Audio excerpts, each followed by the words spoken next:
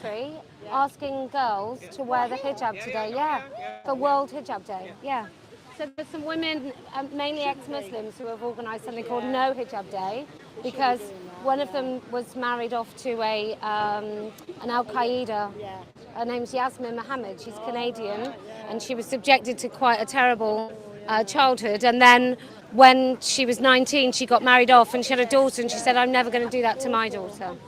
Okay, thank you. Right, where did you? Yeah. You have, haven't you? Yeah. You had your big shadow there. I was like, did we lose a weight? That was yeah. yesterday's. Oh, yeah. Okay. No. You need to just have them a minute, Una, because I want to. Can you just hold that? Could you hold that for me? Yes.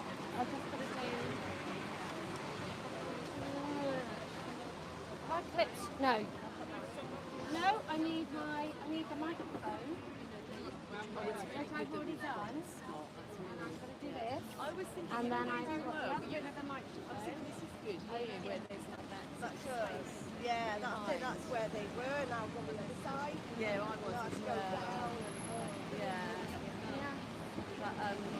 But this is fine as well. I mean,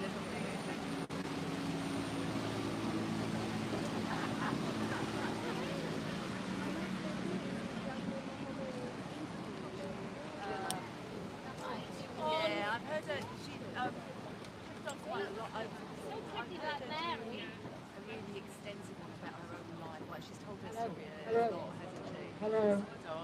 Is that loud enough? Hello. Can you hear it? I can hear it. And they did but I'm standing right next to you. Hello. Hello. Oh.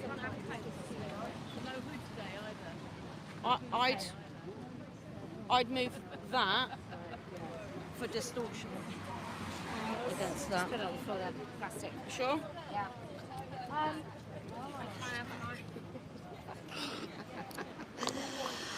Well, hello, good afternoon, London. This is the London part of the No Hijab World protest by women across the world who don't think that it's right to subject little girls to wearing the hijab, or women for that matter. So we've decided to gather here because throughout the United Kingdom and 140 countries, little girls are being told that wearing the hijab and having yourself completely restricted is absolutely the right thing to do. And so they are encouraging little girls to wear the hijab, whether they're Muslim or not. And we don't think that any women or girls should be under the threat of either hell and damnation or violence from their fathers, their cousins, their uncles, or their brothers should have to cover their hair. So welcome, this is No Hijab Day. Hello everyone, I'm going to just put this on. Okay. So my name is Kelly J. I'm very proud to accept the invitation from Yasmin Mohammed, who is a young woman in Canada who was raised in a very strict Islamic fundamentalist family and married to an Al Qaeda terrorist when she was 19. And she decided when she had her daughter that there was no way on earth that she was going to raise her in such an oppressive, sexist, misogynist way, which is basically what Islam requires of its followers. So this is No Hijab Day, and this is to combat the World Hijab Day that is in 140 countries now, trying to normalize even non-Muslims covering their hair. What have you moved? You've just done something, Una. You just pressed it off. Or perhaps I have. Perhaps I have. Una, can you plug it in to there instead? Is that still on? Yeah, it's been charged all night and it's brand new. It says microphone. Hello? Okay. Are they both on? Well, I'm... Okay. That one is. Okay, so welcome to World Hijab Day. We are doing our version, which is called No Hijab Day. And this is to combat the push by the Islamic regime, namely Iran, to push the hijab onto all little girls throughout the world, including in schools right across this country. Schools in Leicester, London and Bristol will be asking little girls tomorrow to wear a hijab all day in schools, whether they're Muslim or not. Anyone else want to speak, by the way? Do you want to speak in your nice t-shirt? So this is for all of the women from the last 47 years who have lived under the Islamic regime, being forced to cover, and some of them losing their lives for simply showing their hair. I reckon we've got company in a minute. So this is for all of those women. This is for the women in Saudi Arabia who, through threats from brothers, uncles, cousins and grandfathers, for all of those women that have to cover their hair and sometimes even their faces, are not allowed out of their gardens, for the women in Afghanistan who are subjected to... Yeah. Can I get the mic for a second? Yeah. I'm part of the security control room team for Yeah. Tower Bridge. Yeah. You're not allowed to do that on We the are. bridge. No. We are. We have a right, and we have a right to public protest. No, not on the bridge. We do. Bridge is part of the City of London Corporation. You can Yeah. do it if you want. You can do it off the bridge. That's not a problem. But not on the bridge. I believe we do have a right to public protest. Tower Bridge is not involved in any sort of protests or any sort of commercial. Yeah, or but this is public activities. land. No, this is not. This is owned by City of London Corporation. They have owned by public who? access. City of London Corporation. Yeah, and this is a political protest. I understand that, but. And City so of we are allowed, London- like the man that was allowed to do the Islamic call to prayer, and like the men that were allowed to beat their Not on naked the chest. bridge. Yes, he Yes, was. they were. Not on the Yes, he bridge. was. Yes, they were. Yeah, in No. fact, he's done it for 3 years. Nobody's allowed Yeah. on the bridge. No, you are. You are more than welcome to do it off the bridge, wherever you want, but not on the bridge. Yeah, I'm sorry. I'm going to wait until It's not if you want to discrimination, if you want to it's call normal. if you want to call the police and they come and tell me that this is private That's land fine, we got and that I have no direct. That's no excellent. problem. Thank you so much. Well done. He's allowed to take your photo. This man claims you're not allowed to take his photo because he works for Tower Bridge. I think you're wrong, my friend. So this is a protest against the hijab that's being forced on little girls throughout the Islamic world. In Iran, Afghanistan and Saudi Arabia, if women dare to show their hair, sometimes even their faces, they risk death. By the regime in Iran, countless women have lost their lives over the years for showing their hair. And so we, while we still have the freedom to do so, we are going to object in the United Kingdom. You're on the wrong side, ladies. Do you want to speak? Do you want to speak? Yes, lovely. Do you want me to? Okay. Oh no, I'm ready now. I already. I reckon they might ask us to. The police.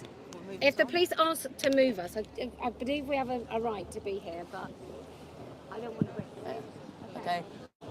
Good afternoon, London, Tower Bridge.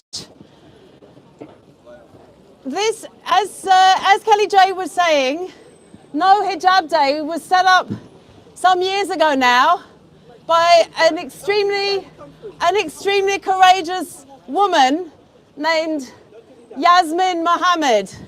But I believe this is the first year. It's been mainly an online demonstration, and I believe this is the first year that it is really taken off worldwide in real life locations such as this. And it's very important that this happened on Tower Bridge because the theme this year, well, there are two ideas behind it. One is Be the Bridge, so that women from all different, cultures and walks of life can be the bridge to our sisters who are living under the the extremely oppressive practice, sometimes at the peril of their own lives, and imprisonment, who are forced and coerced into wearing hijab. So the idea is to be the bridge.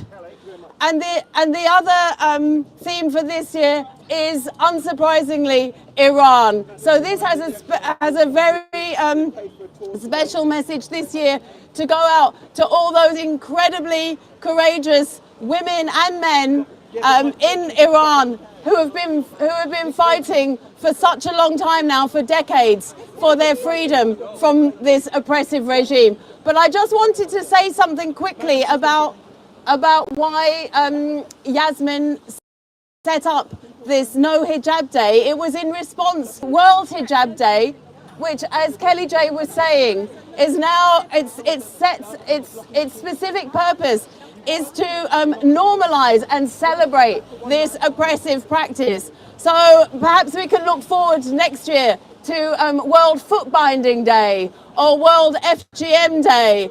Or, well, we already have plenty of days where men can pretend to be women, so we're ahead of the game with that one.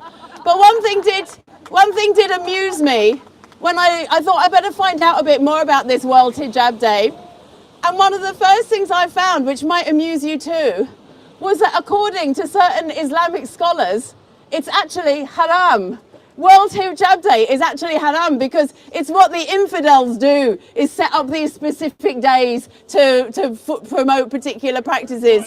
So it really amused me that that those behind World Hijab Day are displeasing some of their lords and masters. But I want to, we've got a little bit of support there from this chap. We might have to have a no woolly hat day next year as well. Maybe that'll keep him off the street. But I do want to talk particularly about, probably a lot of you know, about the White Wednesday protests that I believe started in Iran in 2017. Really incredibly courageous women who would wear the white hijab and then remove it and wave it publicly, you know, in very public places, at risk of imprisonment. And some of those women got prison sentences of 20 years, and many of them had to flee the country. And of course, as we know, so many, I don't even know what the latest figures are in terms of the recent horrendous massacres of its own people by the Islamic Republic regime. So I just want to really send all love and solidarity to those incredibly courageous women in Iran, and to Masih Alinejad, who again is so brave and speaks out with she's got the absolute fire in her belly. I think we all can take so much heart and inspiration from those women. So perhaps it would be a nice way for me to end this by just inviting you to all call a few times, woman, life, freedom. Woman, life, freedom. Woman, life, freedom. Woman, life, freedom.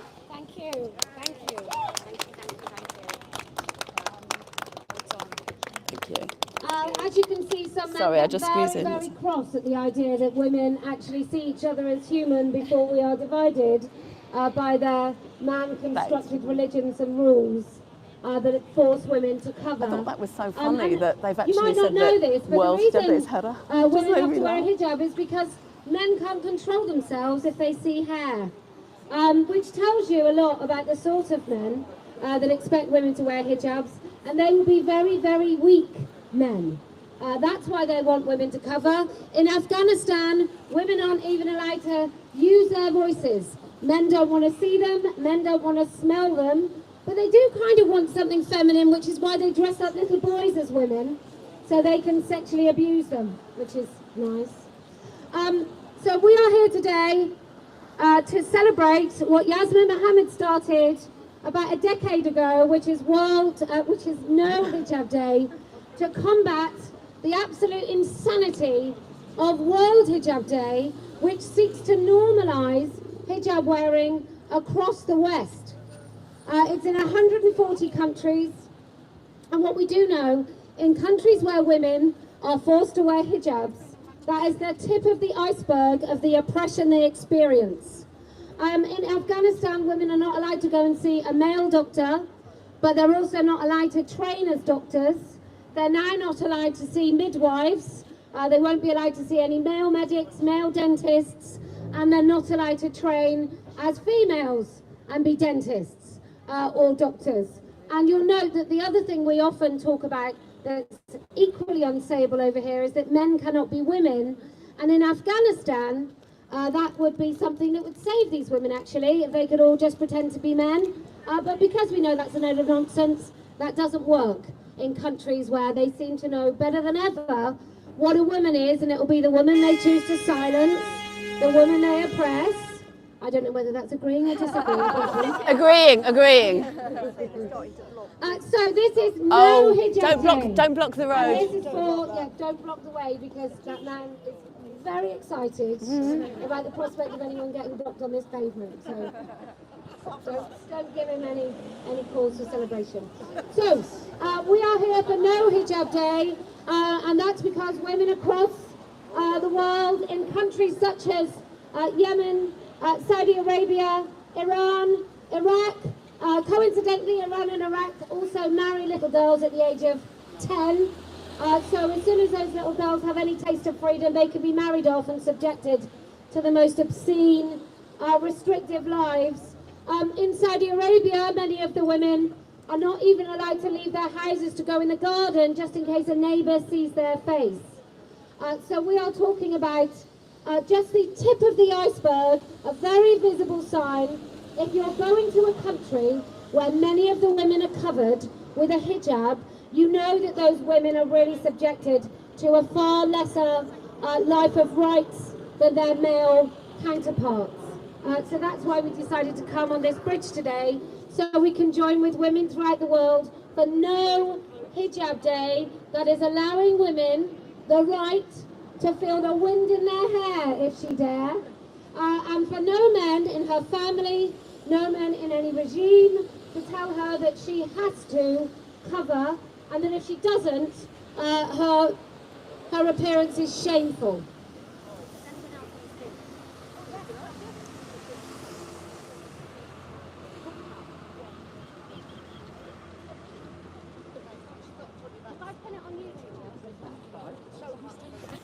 Oh God! You're not me. It's all right, it's fine. Carry on.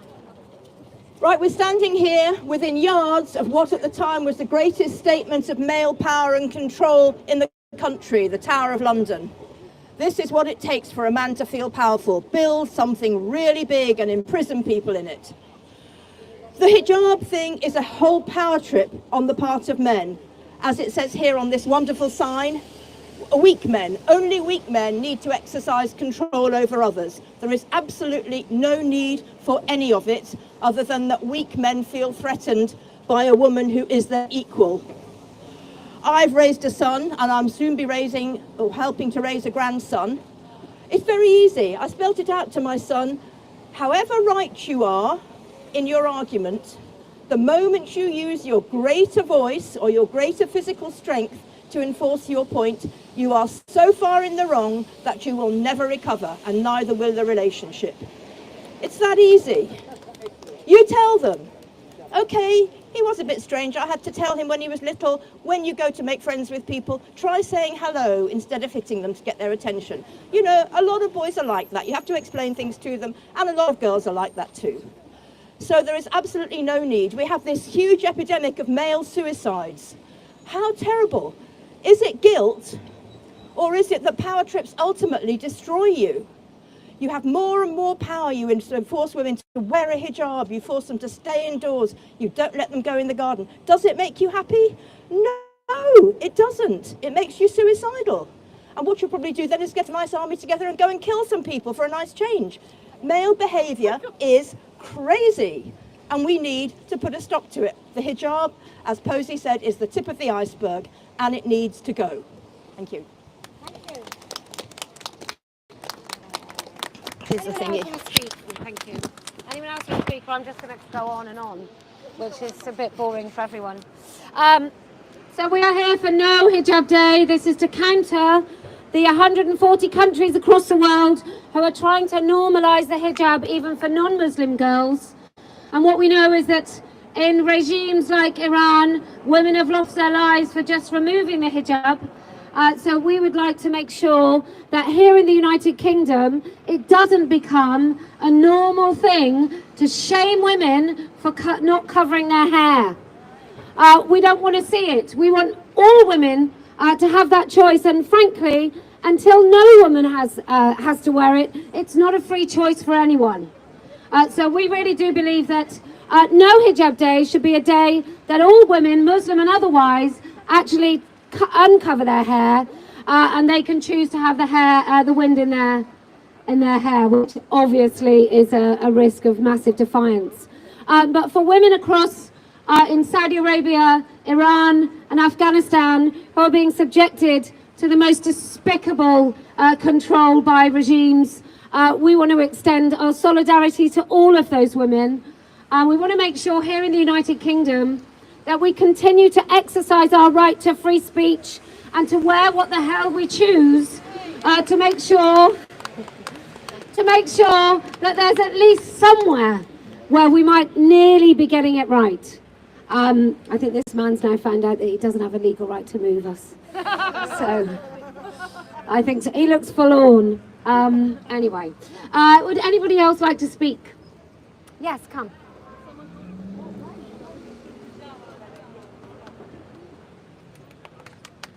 I'm just going to click this on you as well. Thank you. There you go. So I wanted to talk about, or start with the late, great Christopher Hitchens quote, "Resist while you still can." So I think, probably like lots of you, my story is that I was a progressive lefty. But after a while, the mask began to slip.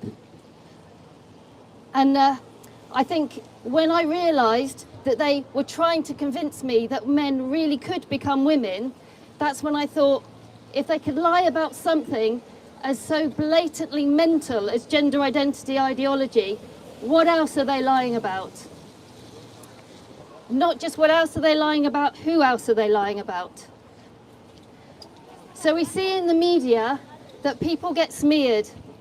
People like, we're told to believe that people like J.K. Rowling is a massive bigot. We're told to believe that Graham Linehan is deranged and losing it. We're told to believe that Kelly J. Keane is a Nazi fascist. But those smears, you kind of expect when there are effective people that are trying to change the narrative.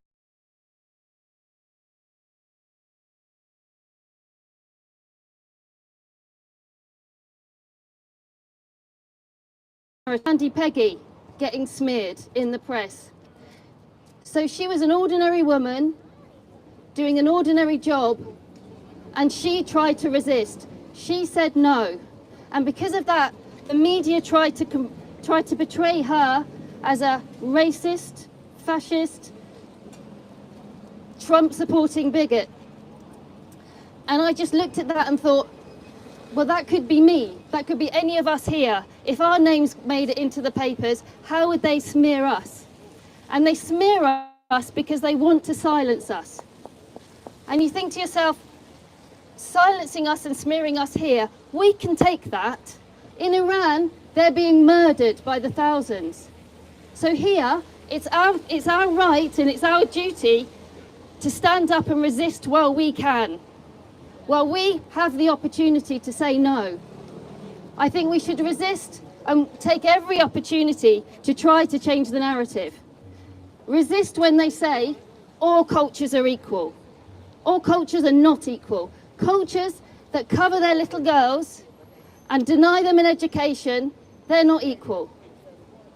Resist when they try to tell you that cousin marriage is okay. No. Cousin marriage, which is, if you prevent cousin marriage, you will prevent congenital disability.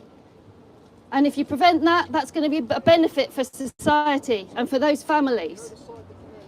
So resist when they tell you that men can have penises. No, sorry, no, they can. Resist? Don't, yeah, some do. Resist when they say women can have penises. They're the ones to resist. Yeah. So we need to take every opportunity to resist. We need to take every opportunity to change the narrative. So I guess on No Hijab Day, it's our duty, ladies and gentlemen, to resist while we still can. Yeah.